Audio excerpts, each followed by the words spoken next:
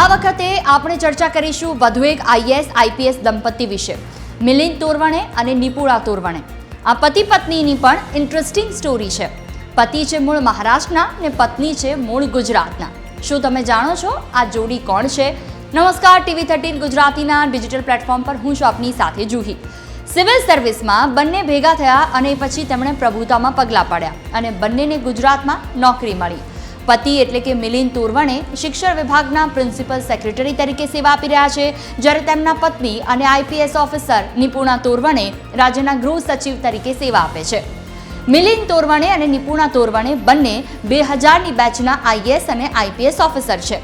બંને પતિ પત્નીને ગુજરાતમાં પોસ્ટિંગ મળ્યા પછી જુદી જુદી જગ્યાએ સેવા આપ્યા બાદ હાલમાં બંને ગાંધીનગર ખાતે ફરજ બજાવી રહ્યા છે.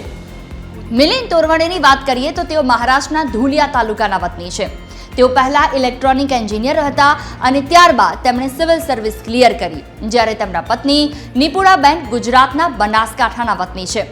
સૌથી મોટી હાઇલાઇટ એ છે કે નિપુણાબેનના પિતા અંબાલાલ ચૌહાણ પણ આઈપીએસ અધિકારી હતા અને ગુજરાતમાં જુદી જુદી જગ્યાઓ પર તેમણે પણ ફરજ બજાવી હતી.